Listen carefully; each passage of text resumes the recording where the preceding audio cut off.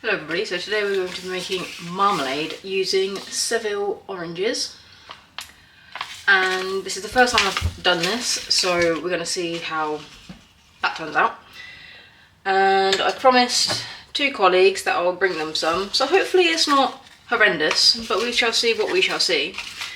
The first thing that we're going to do is wash the oranges, because who knows where they've been. And we're also going to wash 2 lemons that we're also going to use. So now that the oranges and the lemons are clean, what we're going to do is cut them in half and then put them in the pan.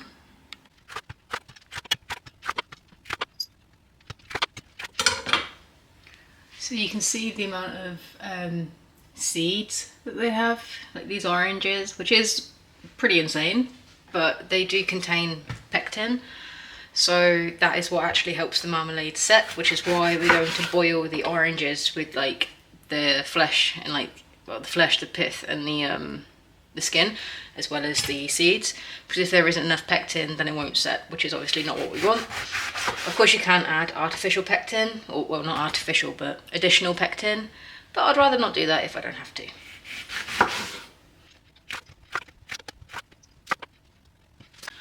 And then to the fruit we are going to add 2 litres, 4 pints of water.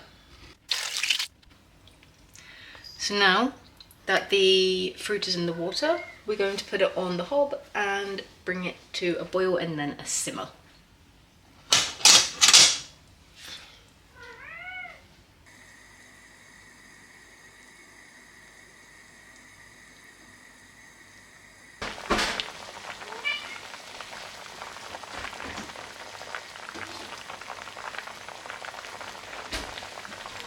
So the oranges and the lemons have been cooked or boiled for nearly 2 hours, and now they've been left off the heat just so they can cool down. And the next step is to remove them from the liquid and to separate the kind of like the flesh from the seeds and stuff like that. So that's what we're going to do, and we're going to get going. So what we're going to do now is separate the skin from everything else, and we're going to put the inside bits in here, and we're going to put the skins in the bowl, so because we're going to use them differently. So they're still a little bit warm, but they're cool enough to touch just, but they are a little bit hot still, which is fine. It's getting late and I kind of want to go to bed. This is a bit of lemon flesh, and it has kind of disintegrated, but oh well.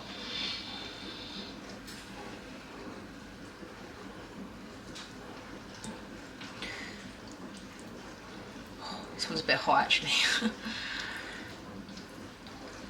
So I'm actually going to change tact with this. I'm going to put all of the skins in a bowl and let them cool like that, because these are getting very hot, the ones that are in like the liquid, so that's what I'm going to do instead. So this is my jug of boiled oranges and lemons. It's actually quite nice in terms of colour, it's very cute. It smells quite nice as well, which is really nice. I just tasted the liquid that we've got at the end, and that is bitter. But there's no sugar in it yet, so sugar makes everything better. So currently there is only 0.5 litres left of the liquid, and that isn't enough according to the recipe. There should be 1.6 litres, so we're going to add 1.1 litres of water when we go to the next step. But we're not going to do that right now, we're going to let it cool down a little bit. And we're going to wait for these to cool, and then I'm going to continue separating them out, and then we can go on to the next stage.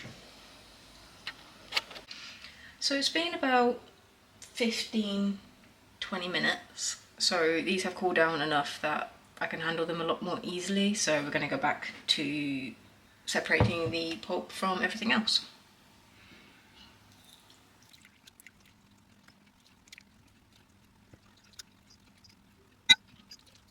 So this is the pith and the flesh of the oranges and the lemons that we're dealing with. So the next plan for this is to put it back into the liquid and boil it for 6 minutes according to the recipe. So that is what we're going to do, and we're just going to see what it looks like.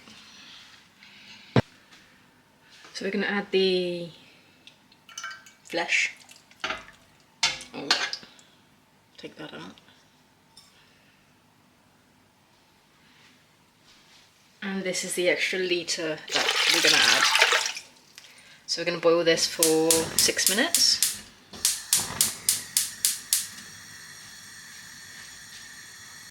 So while we are waiting for the mixture to boil, we are going to slice this, like the skins, into some very thin strips, and that is going to be kind of like the roughage of the marmalade. So we're going to just cut it and then add it to the jug.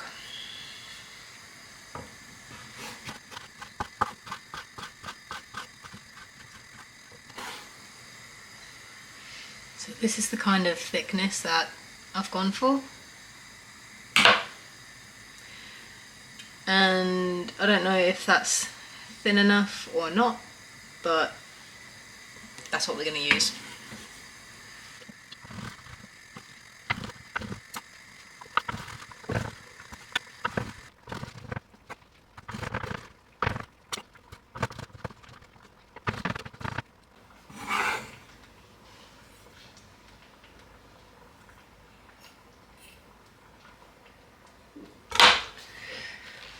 This is our shredded orange skin.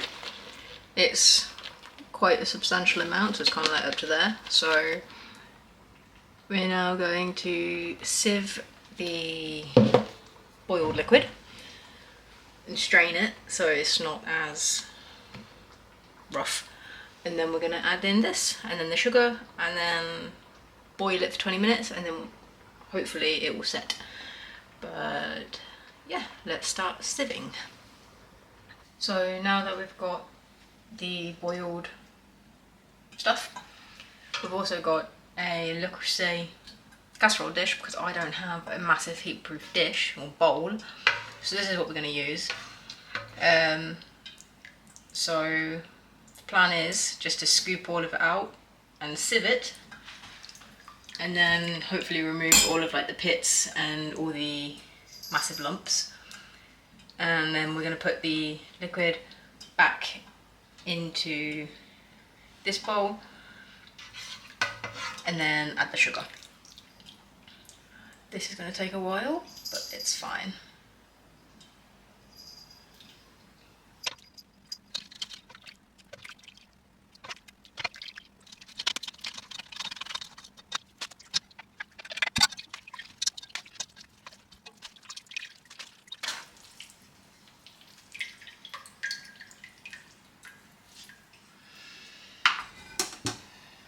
So now that we need to put this back in here, I'm going to rinse this out first because otherwise there'd be no point in sieving it. So I'm going to go do that now and I'll be back.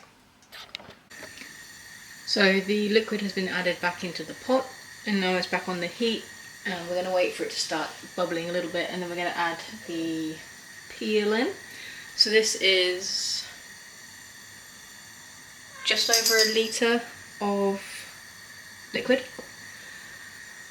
and I don't know if that is the right amount, but we're going to go with that it is. The recipe also calls for 2.6 kilos of granulated sugar or jam sugar, and that is a heinous amount. That is all of this, and this is a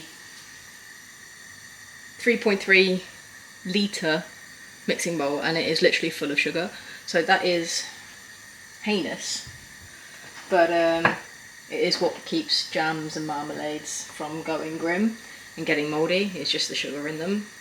So apparently you need the sugar to make it set, so we're going to see what happens.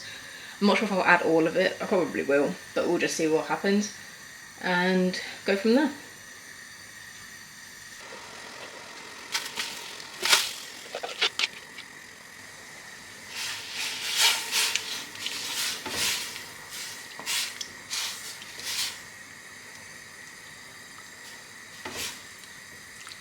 that is a lot of peel. Don't know what I expected. Oh well. Now we're going to add some of the sugar. We're going to add it bit by bit, just because it is such a heinous amount. And yeah.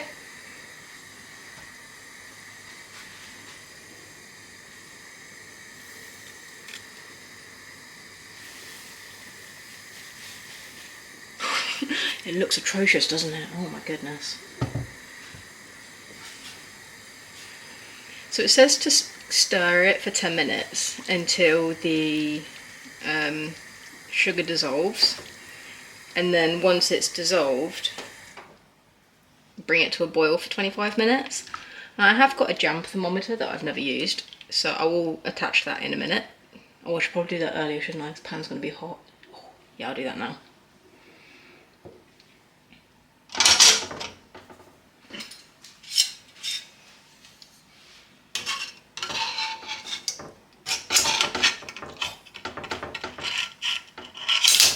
Oh no.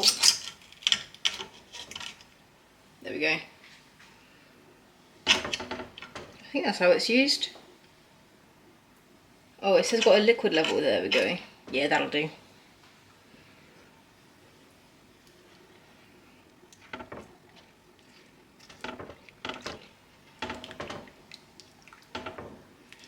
I probably should have cut the peel a bit more. Oopsie. Oh, this is just a learning curve. And I mean, as I add the rest of the 400 kilos of sugar, I imagine it will get more voluminous, so it won't be as horrendous as it currently looks. But the instructions that I've been reading are not the clearest. They're from the BBC website, and so I will put them in the link in the description. I'll put them in the description below so you can see for yourself. And I don't think they're very clear. In the comments, I don't think they're very clear either.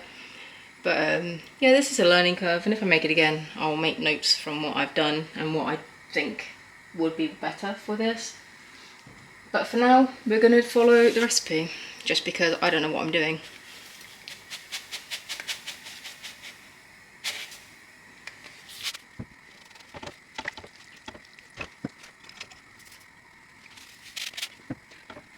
I really don't like how much sugar is in this recipe, but that's the problem with a lot of jams, is that the sugar in it is enough to give you like type 5 diabetes. But I'll follow it for now, and then kind of like adjust as I get the results. So like if it sets really, really hard, then I'll probably add less sugar, or if it's like really, really sweet, then again I'll add less sugar. But yeah, not really sure. I'm going to take that massive chunk out.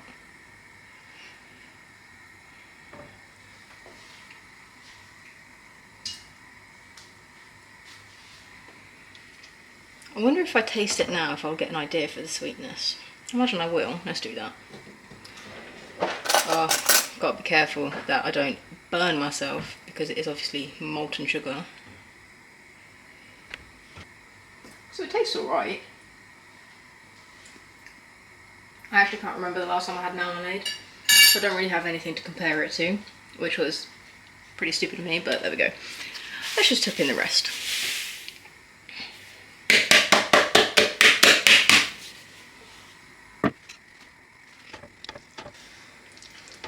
Okay, so the amount of peel does look more reasonable now, just because the volume has increased so massively due to the sugar being added into it. So the pretty cool thing about this little thermometer is that it has the Fahrenheit and the centigrade, which is useful because a lot of the American recipes obviously have just the Fahrenheit, which doesn't make sense to any of the rest of us. And it does tell you like where different things are. So it's kind of got like a hard fry, caramel, and then hard crack, hard ball, soft crack, and then they've got a jam one, which is just over 100 degrees. I think it's 106 degrees, 105 degrees. So I think that is the setting point. So when it boils at that point, then it will set as jam rather than staying as like a sugary liquid, which obviously is what we're looking for. So yeah, I'm going to leave this to simmer for a little bit, because I can still feel the sugar at the bottom of the bowl.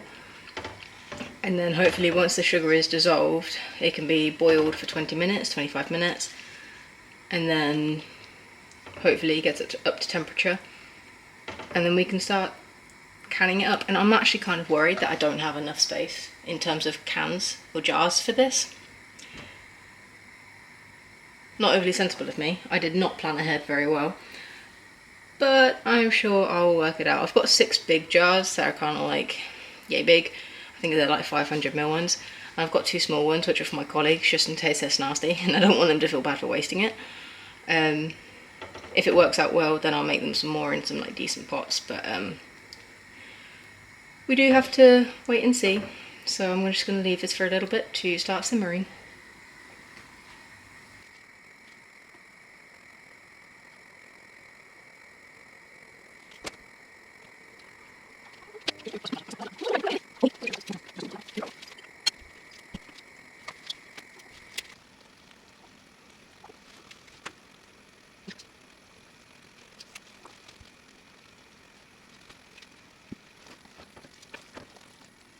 Hello everyone, so my battery died, which is why we've kind of like skipped a couple of steps. And I don't mean steps, I mean minutes. I'm very tired. So this is boiled up to temperature, I think, and it has been left to cool down for 20 minutes just so the peel kind of like sinks, I suppose, and it's kind of more evenly distributed throughout the liquid. And it's a gorgeous colour, like it's very lovely. And so now it is time to can these. So I'm going to start with the small jars, which are going to go to my colleagues. So literally just going to put it in.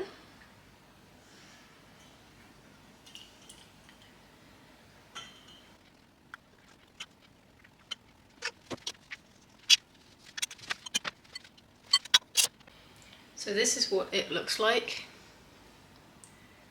You can see that it is a really pretty colour. I don't want to put it at too much of an angle, but I'll show you more so when it's kind of cooled down. And you can see that it hasn't sealed yet, which is, of course, I've just put it in because it the lid pops.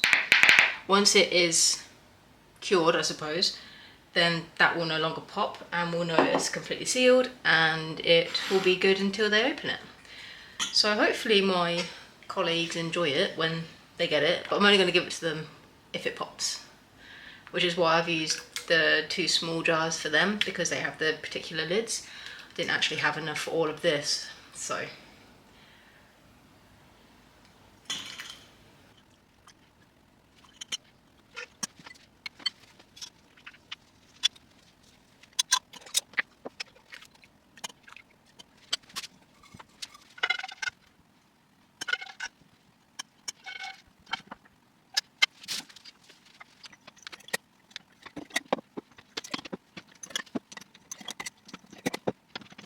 So good morning everybody, it's now coming up to 7 o'clock in the morning, so they've been in the pots for about 8 hours now, so you can see them.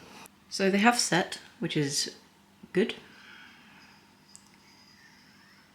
and they look really pretty. The colours aren't fantastic on the camera, but in like real life they're much brighter, so they're definitely a more like a really vibrant orangey gold kind of colour. And you can see that the skin shreds are quite evenly distributed throughout the jars, which is really nice. So I haven't tasted it, of course, I've been just kind of like got up, but I'm about to leave for work as well, so I'm not going to taste them before I give them to my colleagues. I'm going to let them taste it and they can tell me how it is. So yeah, so this is a quite successful recipe. I'll definitely keep, well, I'll try it first and then I'll make sure that I write it down. And then if I get another batch of several oranges, then we'll make it again. Maybe add some different cinnamon spices or something like that, just for a bit of a change. But yeah, thank you for watching this Seville orange marmalade making. Oh, another thing that I just forgot to notice, or forgot to mention, is that the tops have popped as well. So because they're not popping anymore, it means they're completely airtight now. So they have completely sealed, so that'll be good for probably a couple of months, to be fair, given the amount of sugar in them. So yeah, hopefully my colleagues enjoyed them.